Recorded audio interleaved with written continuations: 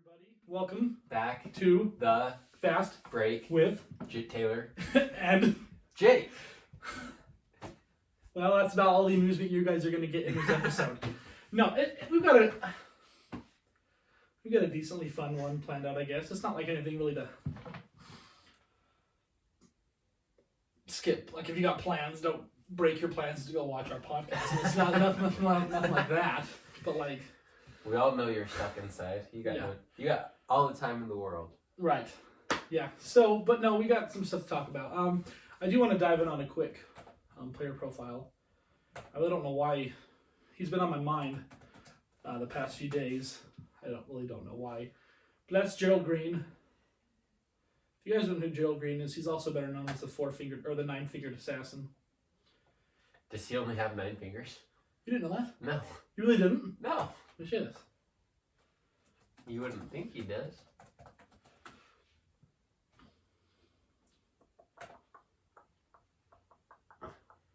One, 2, 3, 4, 5. Well, he's got 5, Six, but seven, his ring fingers 8, like 9. this. That's it. Wow. Dang. I didn't know that. Yep. Ah. He's known as the nine-fingered assassin. Joe Green's kind of just been a player on teams that he just helps out. Wherever he's at, he really does whatever he's supposed to do. I know when he was on Boston the first time, he was like 10 points off the game his rookie season, or 10 points a game off the bench his rookie season, and he's just kind of been that. Like wherever he goes to, he always provides spark. Well, yeah. So it says right here, he was born in Houston, Texas. Excuse me. When he was in the 6th grade, he was involved in an accident that left a significant portion of his right finger cut off. He was wearing a ring on his right ring finger when he attempted a dunk on a makeshift basketball hoop. Ooh. Ooh. So, people, please, whether it's a real hoop or you built your own hoop, don't wear rings. Don't wear jewelry, because you might get away with it one game, might get away with it 99 games, but there's going to be one game. Hey, his birthday's one day after mine. Cool. Huh. There you go, the more you know. But no, Gerald Green, I've always loved Gerald Green, especially when he's been playing for Boston. I believe he got traded, didn't he? So he was on the Houston Rockets the past 2 years, and I believe he got traded this year. He's been injured, and they just kind of gave him away in a Capella trade, I believe. Did he get shipped out I somewhere? believe. But his career average is 9.7, and the majority of it is all off the bench. So that's not too bad for a guy who came out of high school. He didn't even go to college. He came straight out of high school to the NBA. He was in the last draft class that allowed that. I learned that yesterday. Nice. So his career average was with the Phoenix Suns, and he was killer on the Phoenix Suns. He played all 82 games, started 48, so almost just a little over half. But he averaged nearly 16 points a game. And when was he drafted? 2005? 2005. Okay, so he's lasted 15 years in the NBA. That's incredible. That's really good. Yeah. I think average... I want to say I've heard the average time someone spends, anyone who's ever had a contract in the NBA is about 4 years. Right. Yeah. So 15 years is really good. That says a lot about him.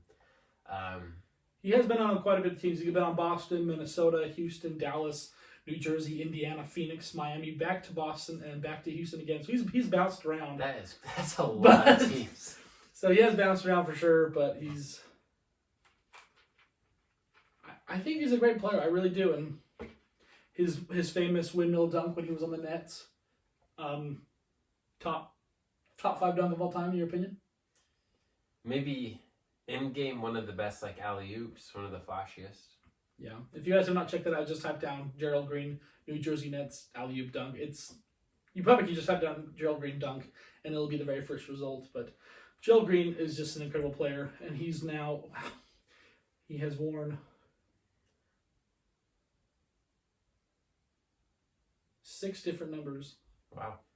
So, but I like Gerald. He also has, when he was in Houston, probably the coolest hairstyle I've ever seen. Yeah. Where he got the Rockets logo, braided right and, on top of his head. That is, that is so cool. That was pretty cool. That is so cool, because I know he's obviously, as Taylor said, from Houston and, diehard Houston guy. So that was really cool to see the Rockets logo in his head. That was cool. So he's like I said, he mainly comes off the bench.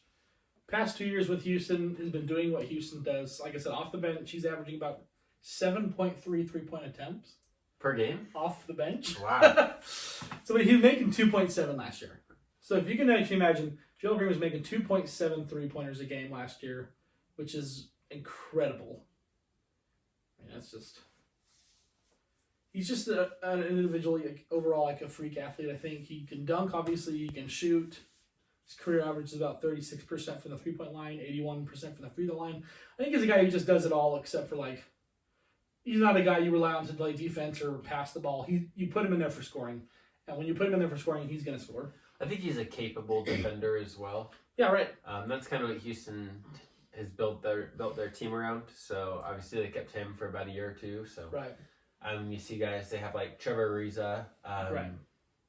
Luke Mbamute. Just players like that. So kind of that mold. So yeah, good player, and I think there's going to be a lot of players like Gerald Green kind of in the future. It seems to me like that's kind of how the league is shaping up, where right. It's like you kind of have to be like a 3-and-D guy if you're not gonna be a ball dominant star. Yeah, I totally agree. But yeah, so that's Gerald Green. There's not too much to dive in about Gerald Green. If you want to just look up Gerald Green highlights, they're all going to be dunks, which is fine to watch. And his dunks, he gets up so high.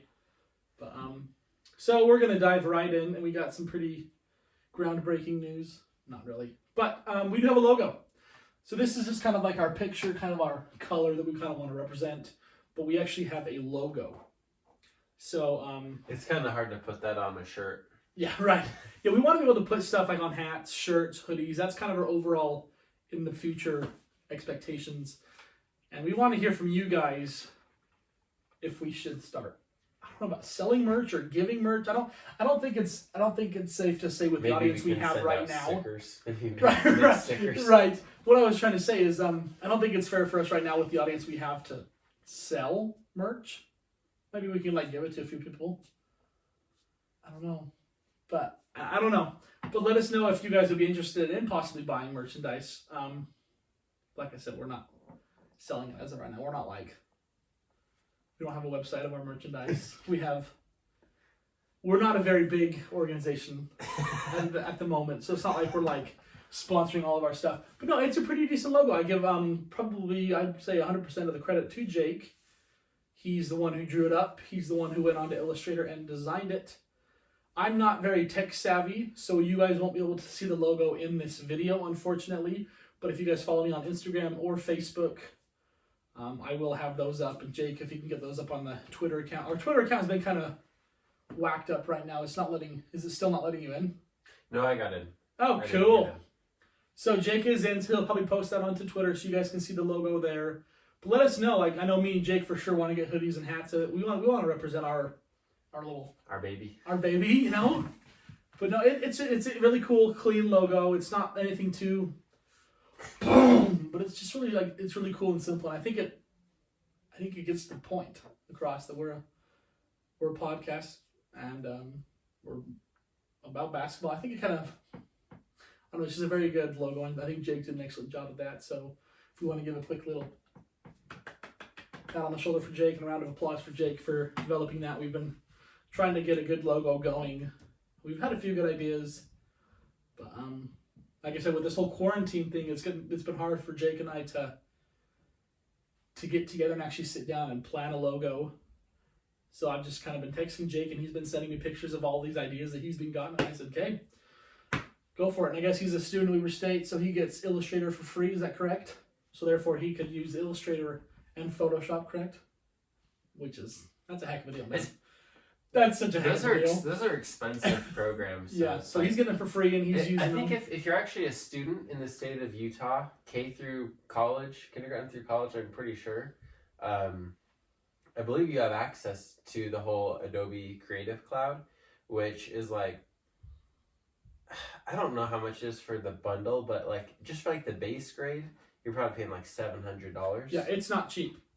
So for him to be able to do that for us has been huge.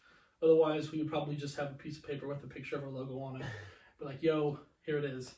But no, I like the logo a lot. I think Jake did a really excellent job, and he made it look really clean and everything. So Once you guys get a moment to take a look at that, and if you guys don't follow us on Instagram, if we actually have listeners out there and viewers who we are not related to and who are not friends with, and possibly even out of the States, that'd be great.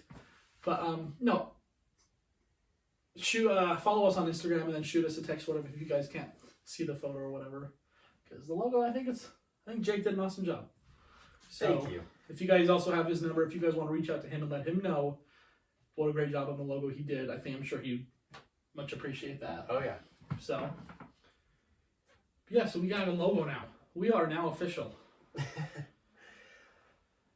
So, it looks like you're kind of going there. If you are bored, senseless, and don't have a whole lot of better things to do, the NBA has partnered with 2K to do like a players only tournament. I think they had invited 16 players from different teams in their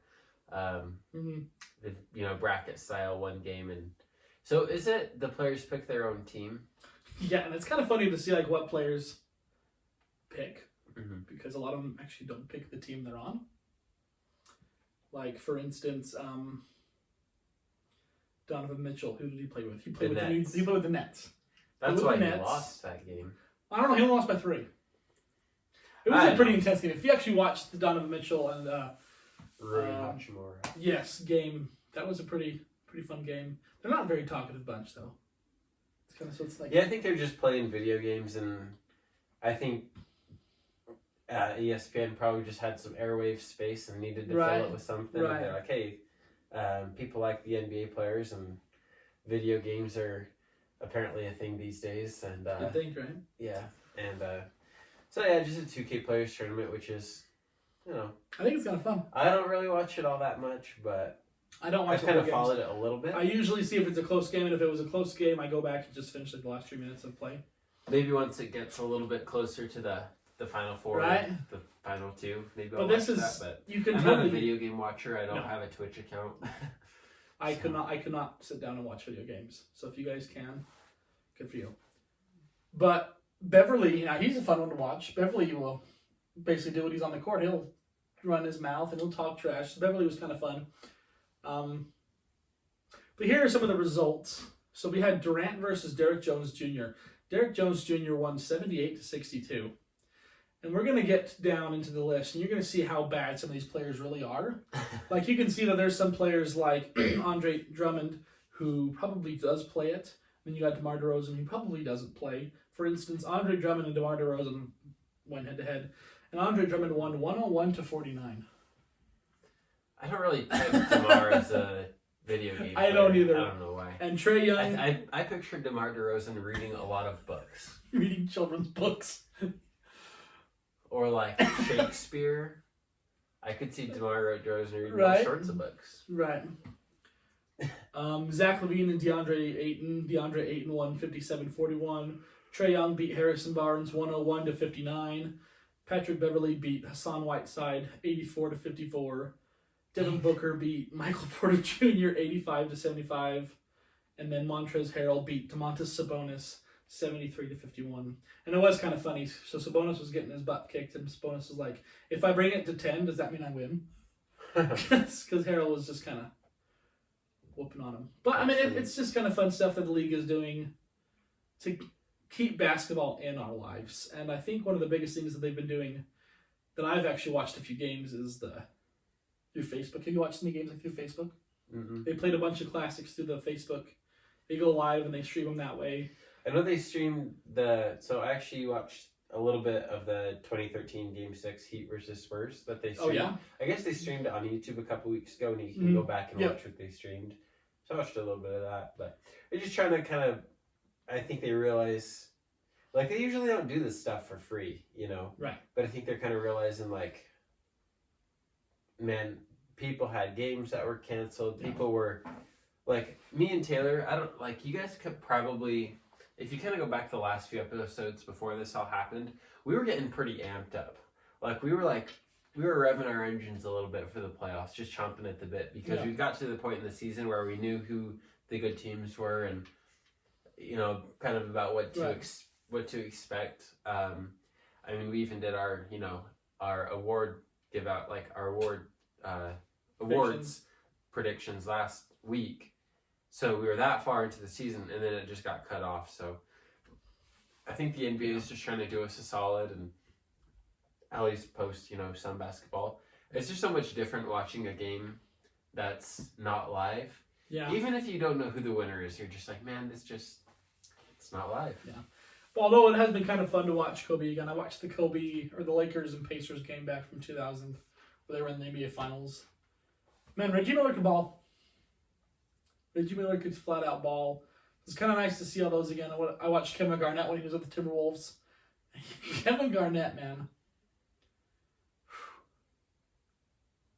He was an animal. He was a beast. Animal. Did you hear he didn't want his number retired in Minnesota? Yeah, because of the owner or something like that? Yeah, he hates the owner. Apparently the owner's a real scumbag. I don't really follow much of the Timberwolves franchise. No one does. I know they've had some good talent over the years and haven't done much with it. But it's kind of funny. It's like you'd think Kevin Garnett, who is really, I think, a Timberwolf at heart. Yeah, right. You'd think he'd want his jersey retired, but I guess he just must hate the owner so bad he doesn't want he doesn't want his jersey hanging in that stadium. He's been saying some choice words about him. Scumbag is at the low. I read some stuff about him. Like, KG. Oh, okay. So, but yeah. So it's kind of fun to just go back and watch these players. Like Jake said a couple of episodes ago, he's been watching a couple Michael Jordan games, and it's different from watching highlights to see an actual Michael Jordan game to see how he played, because highlights are going to make any player look good. That's what they're designed for. Yeah. And not like the games are making Michael Jordan look bad, but you could actually see his full game, where he is, what he's doing on the court at all times. So it's kind of fun that way. Yeah. I think it's fun. I think it's a good idea that they're playing these old games. Can you believe speaking of Minnesota, it's been 10 years since Kevin Love got his 30-30 game. 31 points and 31 rebounds. Wow. That's crazy. That's ridiculous in today's NBA. Man, he was so good in Minnesota. He was amazing in Minnesota. Now he's just really not anything. I don't know. You still it's kind of like Derrick Rose, where you might hype him up in your mind a little bit more than he really is. Meant to, maybe more than he should be, but yeah, that's crazy. 10 years. That's nuts. I thought it was 7 or 14, but. So you said you wanted to do some player loyalty stuff. Yeah, now that we've heard some whisperings perhaps of the season being canceled. Yes. And I'm hoping for the best but expecting the worst, to be honest. With this coronavirus, that's kind of, I feel like, a lot of people's mindset. Obviously hope for the best, expect the worst. Right. If the season's canceled, at some point free agency is going to pick up, the draft is going to pick up, deals are going to be made. But what are your thoughts, Taylor, about player loyalty? What obligation does a player have to a certain, call it a team or a fan base or a city or a state, or what obligation does a player have to, if he's well liked by the fans, to stay? I'm a very firm believer. Let's put it this way. Let's say I was in college or wherever, and I'm in the NBA draft. I declared for the NBA draft, and I know I'm gonna get picked up by a team. These kids today, I think, are more greedy now than they used to be. To me, if a team signs me, I'm in the NBA. I think Zion, to me, I'm not saying he's not loyal, but he already signed, as soon as he declared for the draft, he instantly signed a $100 million deal, a shoe deal. So he's already making 80. Regardless, 80. 80. I'll take 80 million. But I don't know. I think players are focused on going to specific teams. I don't know. I would like to see it because these teams, whether they tanked for you or they are just flat out garbage, they drafted you.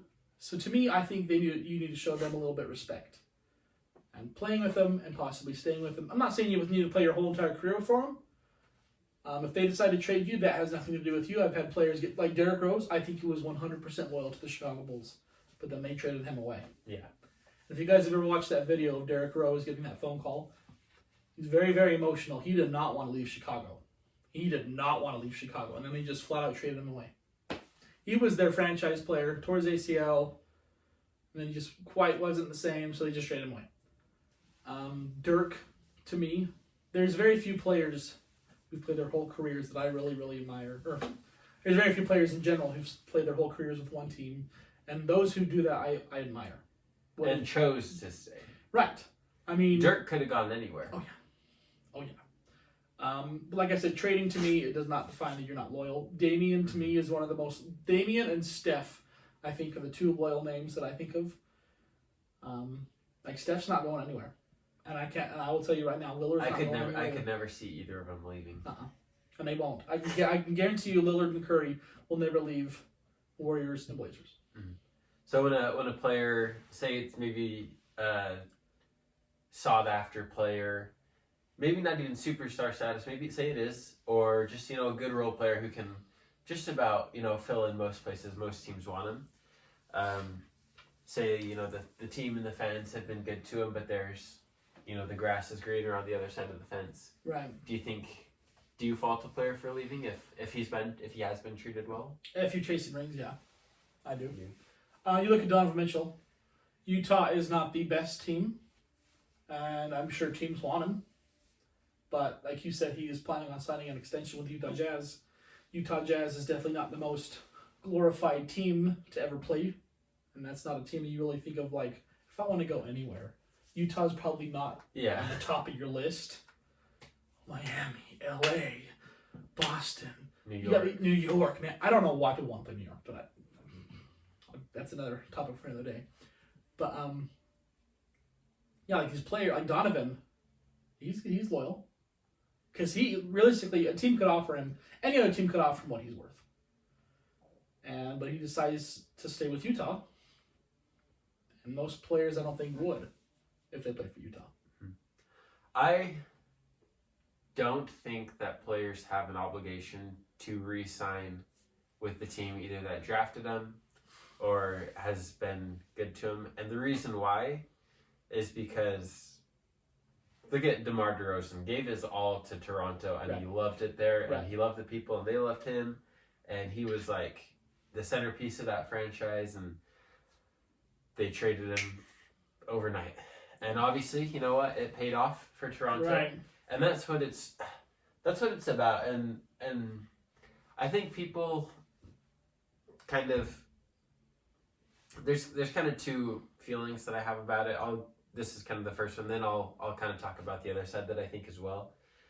Because really it is a business and you're trying to win championships, and teams have to put their team, owners and general managers have to put their team in the best spot to win those championships. That's why you play. Right. But if teams can do that, and as much as I don't like it, I understand why they can do it, but I don't think a player owes it to the franchise to stay if there's a better genuinely just a better opportunity for him somewhere else. Now I also think, like, as a fan, I'm thinking about it, I'm like, what if like Donovan Mitchell's been great to Utah, right. Like he has done really great things here, and people just I'm kidding. I've never met a Jazz fan who's like iffy on Donovan Mitchell. Right, I've never met a fan in general who's iffy. Yeah. And to say he just went somewhere else to play, it would hurt because I feel like we've been pretty good to him as a fan base as well. But and vice versa. Ultimately, at the end of the day, I don't fault a player for going to another city or another team if that's what's best for them. But like Taylor said, I really do admire the Kobe's and the Tim Duncans and the Dirks. And Dwayne Wade didn't spend his whole career in Miami. Like, unfortunately, he had to basically for about a year and a half. But he did come back, and he really is he's a Miami Heat guy. Yeah. Paul Pierce, those players. Right. I guess Paul Pierce is a Celtic, but you get what I'm saying. I really admire the players that do that, and I think they'll have, like, they go to, like, think about Carmelo and John Stockton. They go to any Jazz game, they put them up on the billboard, a round of applause. People love them. Let me ask you this. I think it's really cool, and I like it, and if it works best for a player, I think they should, because they're just gonna own that place, you know. Let me ask you this. Kevin Durant. Probably one of the most hated NBA players. Because he went from a really elite team, a finals caliber team, to an ungodly Golden State Warriors team. Do you fault him for doing that? Because realistically, I think they could have beat Warriors. They had them up 3-1. Warriors just came back and won. But next year, who knows? Maybe they get Paul George and they throw him in there. Do you fault Durant for doing that? I don't really fault him for You don't fault the leaving Oklahoma City, but I do think it was a weak move to go to the team that knocked him out. Okay, not just the NBA champion. Well, they didn't win the championship that year, did they? No, because that was the year before. Yep. So I don't fault him for leaving Oklahoma City because I think he's taken that team about as far as they could, and I think Russell Westbrook is always going to get in the way from winning the finals. Hot take. But I do, and you know what, he can do whatever he wants, and I'm not as disgusted by the move as some people to go to Golden State, but I do think it's like it weakens his legacy because he hasn't led a team to victory. He went to a team that already won the finals. Right. And was 73-9 and knocked him out of the playoffs after being up 3-1. Okay, let me ask you this then. From that's a Celtics, that's a good question though. From a Celtics standpoint, one of my all-time favorite players, I got his jersey hanging up right there, and that's the exact team I'm talking about. Ray Allen leaves Boston because they lost to the Miami Heat, goes to the Miami Heat. Mm. You think that's acceptable? I know you love it. I mean, I like it because I'm a Heat fan, but at the end of the day, I understand. He's also one of the most hated players now. I understand why his teammates didn't like the decision or why Boston fans, because he was there for a while and he won a championship and was on some really great teams there. At that point in his career, I don't think he was like the leader of the team or like an MVP like Kevin Durant was. I think it is kind of the same thing as Kevin Durant because he went to the team that knocked him out. Right. And clearly it was the best move for him, and he won a championship with Miami, and it's the same thing with Kevin Durant. Like, I think it's okay. I don't know if I would call it as weak a move as Kevin Durant because I don't want to talk out of both sides of my mouth there. Right. It's a tough conversation, though. It's a tough decision to ultimately come to. Right. My ultimate, bottom line is these are grown men who can do what they want. Right. But that doesn't mean you can't receive some backlash. I think sometimes fans take it a little too far. For example, Gordon Hayward, when he came back to Utah, that was 3 years ago that he left. And he really didn't leave in that bad of a way like people think he did. Like, he kind of left him hanging a lot of, kind of towards the end of the season, wasn't really clear about his intentions, which a lot of players do because, they don't know. People say he was plotting it the whole time, but we don't know if that was true. And then word got out, leaked by his agent or whatever, and then he wanted to post on the Players Tribune his article. Right. And he's like, retract the statements. So everyone's like, wait, are you or aren't you? And then he's like, okay, yeah, I'm leaving. So I can see why it maybe rubbed some people the wrong way. But 2.5 years later, you're going to boo him. Like, okay, let me ask you this. Come on now. Does this possibly make you more loyal? I don't think Gordon Hayward was ever loyal to the Utah Jazz. I know he signed. I think he just played her. I think, I did too. So let's say a player like Gordon Hayward's caliber, he was an all-star his final year in Utah. He knows he's a max player. Do you think a sign and trade would help a loyalty a little bit? Let's say I'm playing for the Utah Jazz, and I don't want to play here anymore, but I love it. I love it here. You want to help him out a little bit, but first of all, I want to go win a ring, and I know I can't win it in Utah. And this is totally going against what I said. I hate When I hate it when they leave a team to chase rings. I don't like that. I do not like that. But basically, he knows that he can't get anywhere in Utah, but he wants to help him out in a sign and trade. Is that more acceptable than just like what he did? Peace out, going to Boston. Yeah, I think so because you're at least having like, I don't know, because you're. Do you think Jazz fans would have still? You think they still boom if he did that? Yeah, because I don't. I think the diehards, when he leaves, we hate him. Yeah. But it's kind of, well, I don't know, because you think about Paul Millsap, when he comes back, he gets a lot of love. Right. You know, and he wasn't traded. I think he just signed. Didn't he just sign with Atlanta? So. Yeah. But so no one hates him for that. I think it was. I really do think it was just because he left in kind of a bad way, that people just remember that. That's all they remember. So it's like when LeBron left Cleveland the first time, and he did the. A lot of people don't realize that the decision that aired on ESPN was for the Boys and Girls Club. It was for charity. Right. The money that they made from that went to charity. But he kind of did embarrass them. He was kind of like, okay, I'm gonna go on TV and put on a show. And at that point, I think they probably should have expected that he wasn't gonna resign if he's getting a special. But and I also think that it hurt that he went to Miami, which is a little bit more of like a cool like place you want to go. It's kind of a slap in the face to a little kind of a town like Cleveland. Right. You know, not every free agent's number one choice of city to retire to or live in, you know. But they hated him so much. But, you know, eventually he comes back, he wins them a championship. And I think they realize, like, even if he leaves again, like, after all that he's done for us in this area, how can you hate on this guy? I think it's the biggest joke. It is. I think what and then LeBron he goes did to LA and he comes back, and I think they generally like him there, in Cleveland. I think so too, but I wouldn't. I don't know. I think he had some insight about who went there first, Kevin or LeBron? Caleb or LeBron? Over that summer? I think it was LeBron, and then they got the number one pick and they traded him because Kevin Love was traded there. He didn't sign. I think he probably had some insight that he knew Kevin Love was coming. Probably. I don't think he would have came back. Yeah. I think he would have stayed in Miami or went somewhere else, which is beyond me because him and Dwayne Wade are like this. Mm-hmm. So why he left is beyond me. I think that Miami team could hold up a heck of a lot better against Warriors than that Cleveland team could have.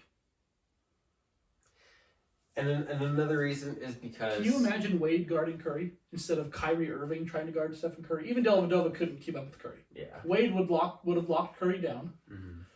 I mean, I just do not like the decision at all to go back to Cleveland.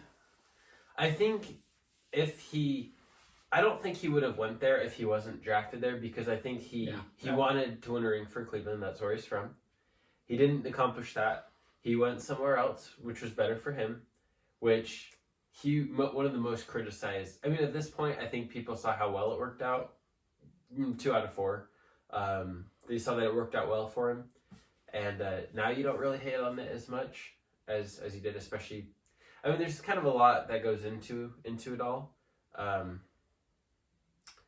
But I think Miami is a much better organization and team than Cleveland. Cleveland has already fallen apart, right? They were in the finals. I won't be surprised if they 2 years ago, and they aren't even close to making the playoffs, right? Anytime soon. I think Miami, even though, LeBron and Wade especially Wade was getting a little bit older. I think they would have, replaced players like Chalmers and Mike Miller and Shane Battier, those key contributors.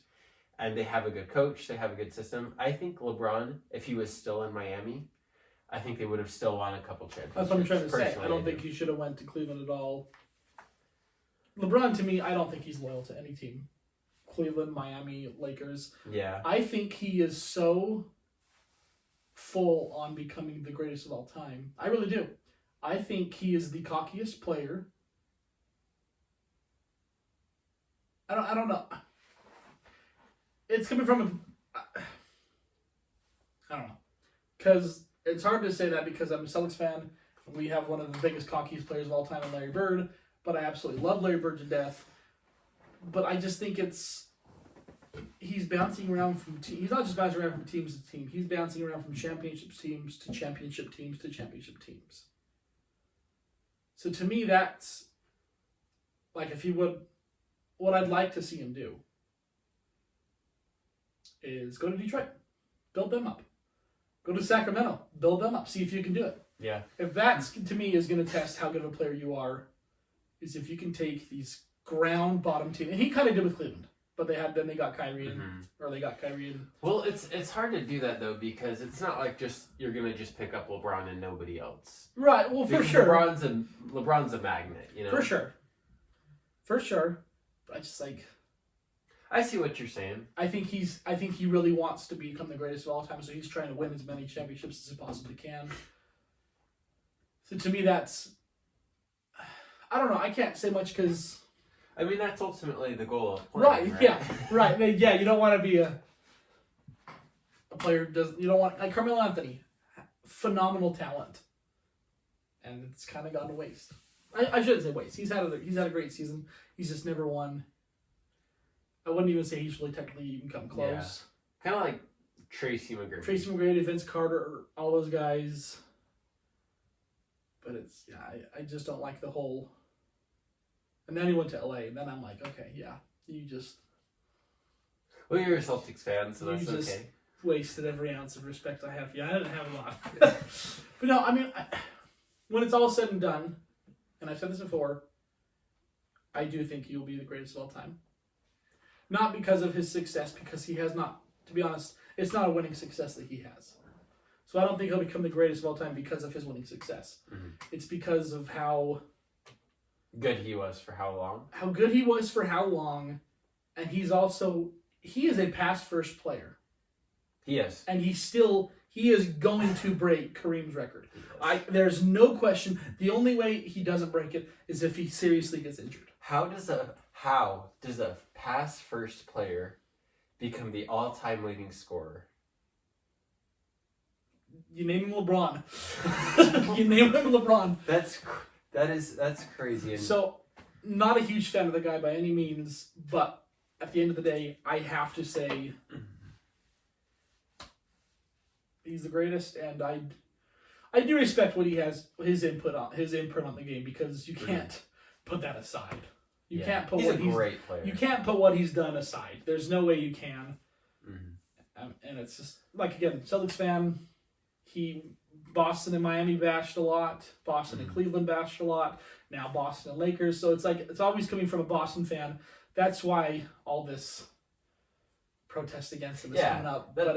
You get on the court and like hate him. That's fine. I can totally understand that from your side. And I have come to like him more because he did play for Miami, right. and he brought 2 championships to Miami, and he still is. I think he would like.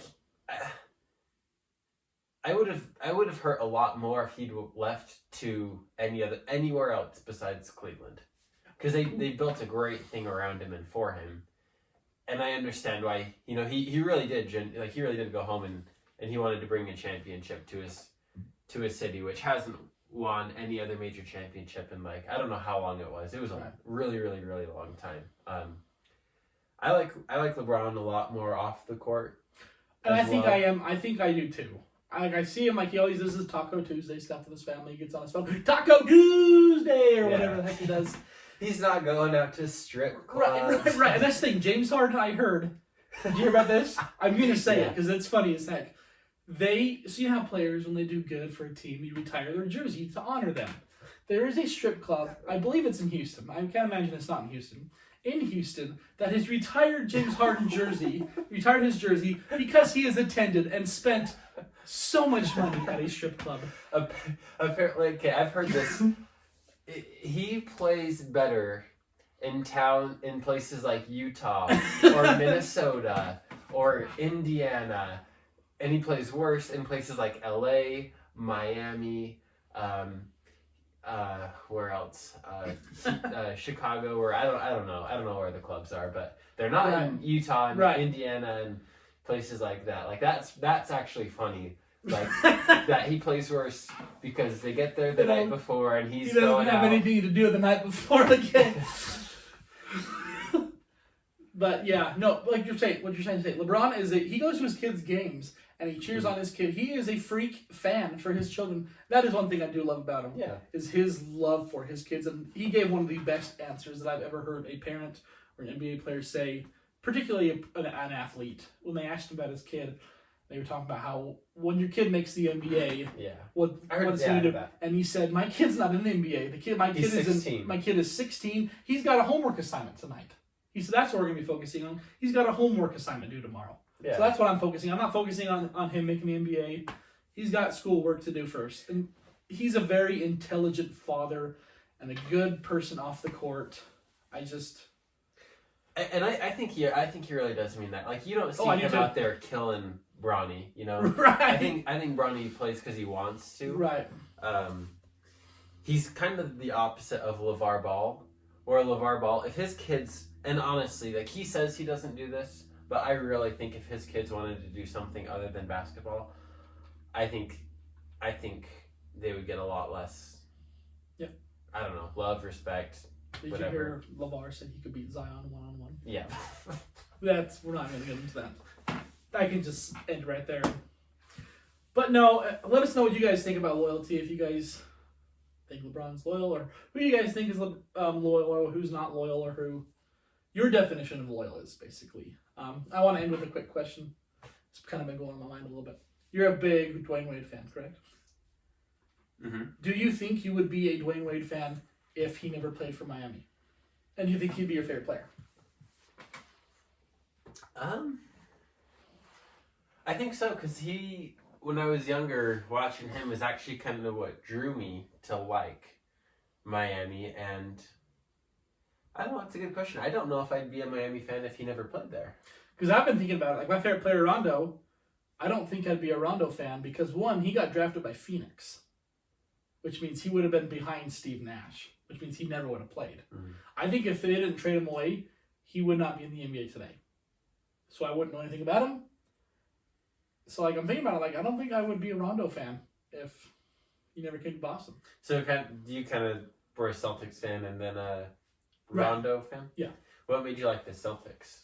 So, interesting story. I actually went to DI with my grandpa, and he bought me a... How old were you? Oh, jeez. This is back in 2006. So you're like 9? Yeah, 9-ish. Yeah, I'd say 9. He bought me a green... It wasn't a Celtics warm-up hoodie, but it looked exactly like a Celtics warm-up hoodie. It just didn't have the logos on it. Mm-hmm. And I thought it was the coolest thing ever. So I started Googling stuff. Like basketball teams with this color and everything, and it was basically a Celtics warm-up jersey warm-up hoodie without the logos on it. I'm like, okay, I picked the Celtics. Did not know a lick of basketball, and I'm like, I got a Celtics hoodie on right over here. So I think my grandpa was the first one that got me interested in the Celtics, and come to find out, my mom was a big Celtics fan growing up.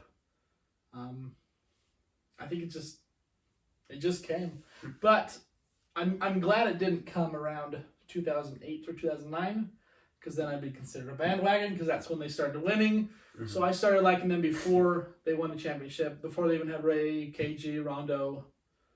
I'm back with the old Delonte West, Rafe LaFrentz, Paul Pierce, Ricky Davis kind of type deal.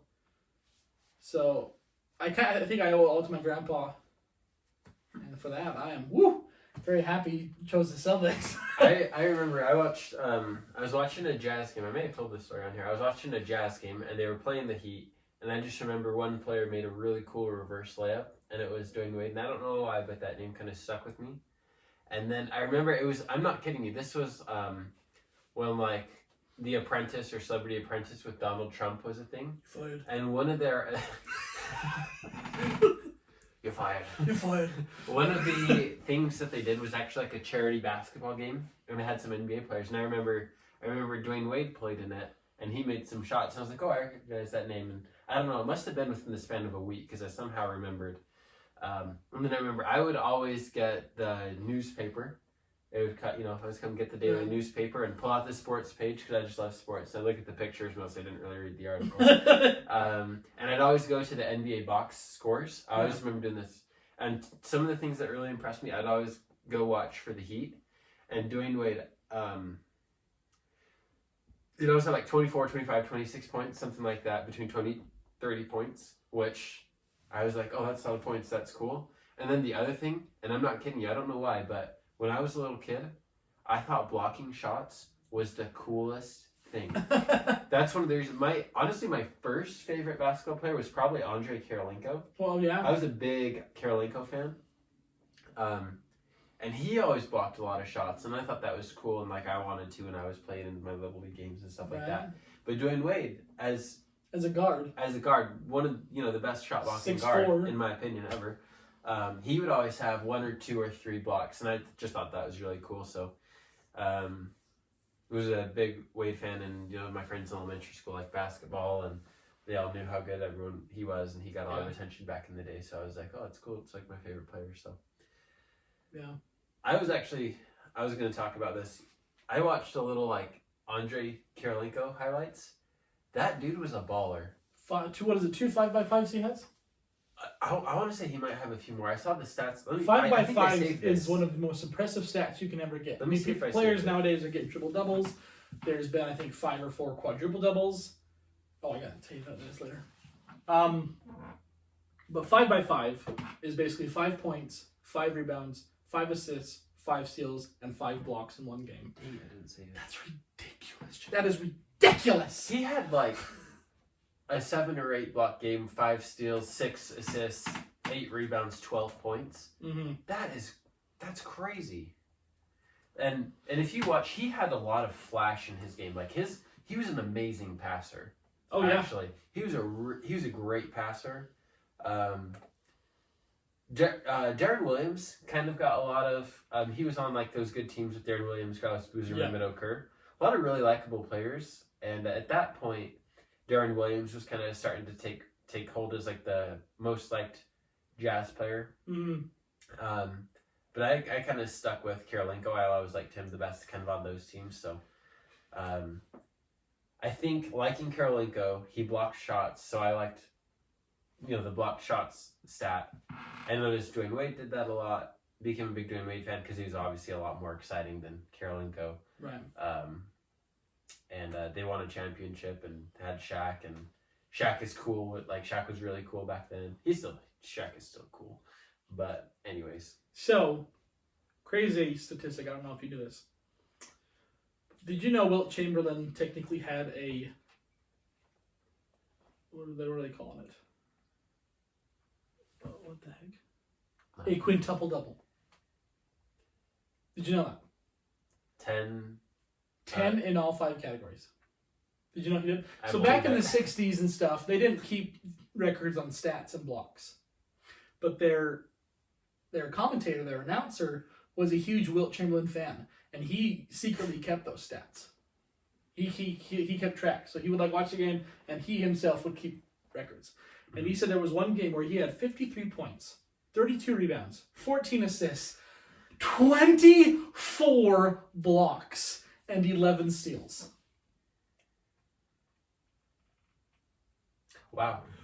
I mean, if that's really what the announcer got, was 24 blocks, that's supposed to be 24 blocks. But yeah, that's crazy. That's crazy.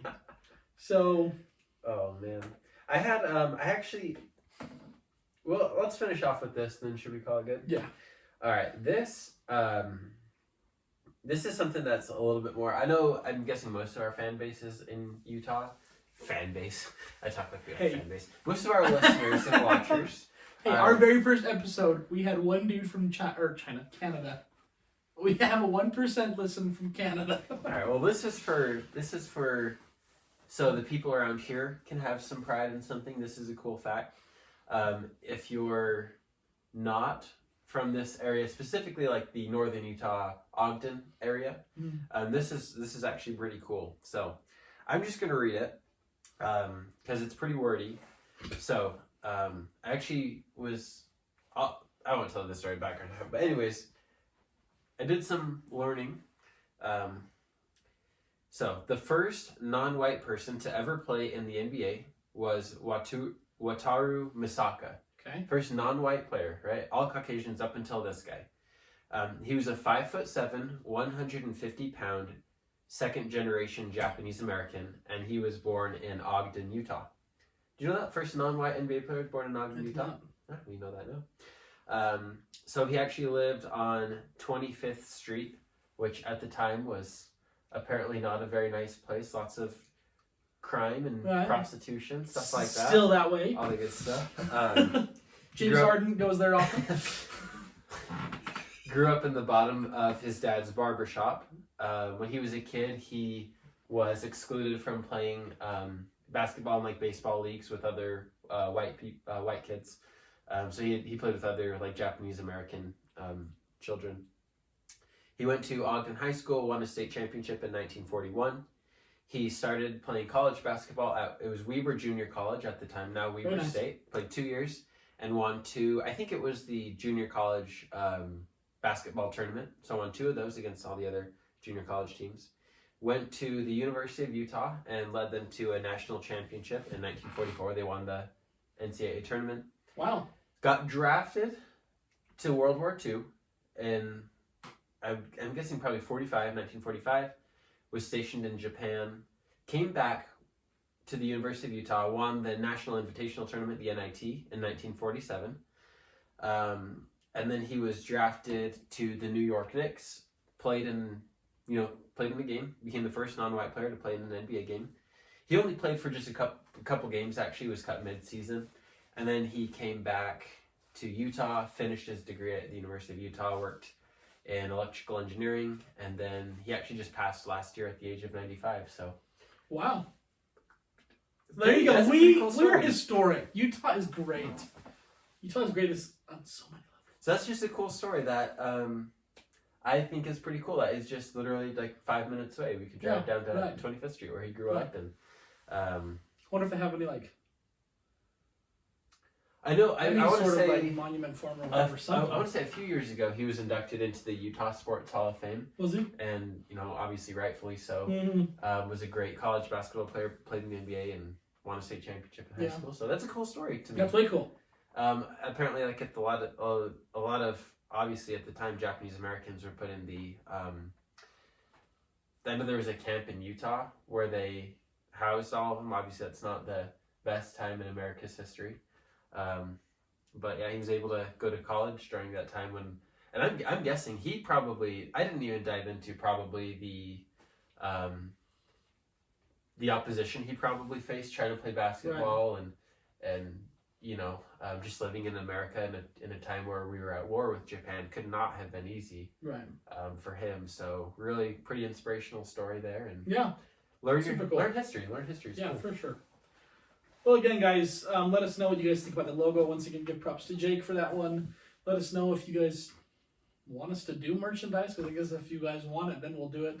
But if you guys don't want it, then we won't do it. We'll make you a sticker. We'll make you a sticker you can put on the back of your car. No, but seriously, tell us.